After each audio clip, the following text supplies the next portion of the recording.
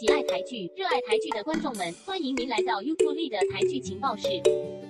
第5名，现实同居侯8天第3集，记得在2周前曾经提过这部不予置评的网剧，现在小编要修正一下，它只是非常的无厘头的剧情，以富家公子爱上我为主轴，再加添一些看似粉红泡泡的元素拌起来而成的。这一集大概提到那2个新搬进去的租客有什么摩擦，可是在这间屋里，似乎人人都不用工作，女租客只顾约炮，男租客只顾占卜，男主人侯8天双手抱胸不干活，感觉不太真实。第4名，跟鲨鱼接吻第14集，这一集的重心几乎都是落在杜艾莎和易飞扬2人和他们的家人的种种情感纠缠。杜艾莎那边只要说服他妈肯做手术，那就搞定了。可是易飞扬他爸死后，跟他哥的争产风波却正要上演，这样下去，恐怕这部戏就会变成365天隔1-2个月就会上演的本土剧老梗桥段，也是那些有钱人的爸爸死后兄弟反目，然后就用尽各种奥步把执行长和财产拿到手，这很弃台，正常不过。而汤小安如果想要毁尸灭迹，不要让人知道那一袋的钱的下落，就应该回到家里藏起来，或者像那些贪官把钱烧毁，或者在马桶冲走，那就永远都没有人会知道。现在他被温晶晶发现还那么理直气壮，难道他不怕告状后被 fire 吗？究竟是他千算万算却忘了算这一步，还是他真的不是当反派的材料？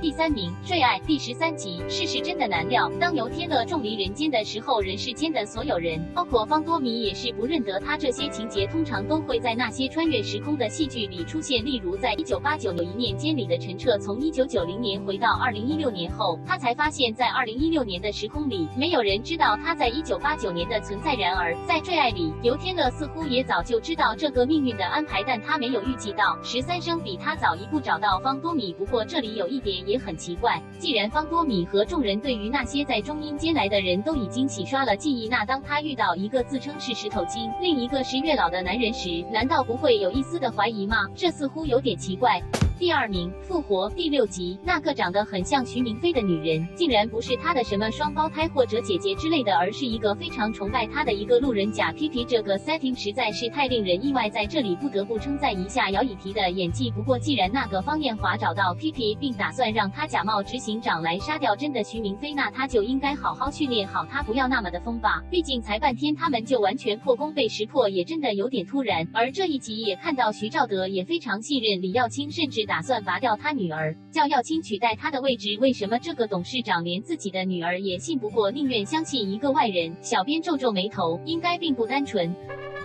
第1名，若是一个人第3集，婚姻真的是困住另一个人的最佳工具吗？看看丁秀欢和张怡瑞，一个不想结婚，一个等结婚等到脖子长了，最后秀欢选择了谎称自己有了小孩，然后要怡瑞答应奉子成婚，怡瑞也只好无奈的接受。另一边厢，方嘉莹和杨大河2人也是曾经面临着类似的处境，不同的是，大河选择放手离开这段感情，究竟应该如何选择自己的幸福之路？其实每个人都有自己对于结婚、谈恋爱的看法，当然这不是一个选择是非题，而是没有答案的申论题。有人会选择妥协，有人会选择当主导，但当爱情变成盲目的委曲求全，那并不是件好事。正如丁志明在《爱情白皮书》里曾经说过，把70%的爱给对方，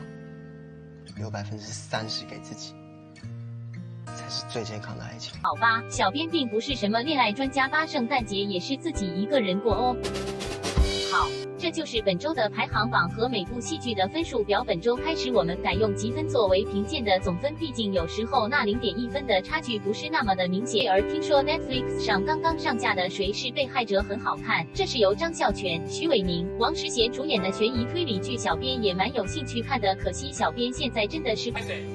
最近在赶报告，看看这个月内有没有时间再把它追一追。而5月10日也将会有 HBO 的新戏剧《做工的人》，由李明顺、柯书媛、尤安顺主演，内容是工人们如何从艰苦的生活中追寻他们的理想。平常看的戏剧大多都是大人物他们的丰功伟绩，但很少是从民众甚至是八嘎囧的角度来看这个社会。而这次主角们甚至是在用生命做赌注的营造业工作，面对生死，面对血和汗，面对不公，他们的信念会是什么？而他们也可以做什么去改变现状和旁人的看法？这个值得大家深究。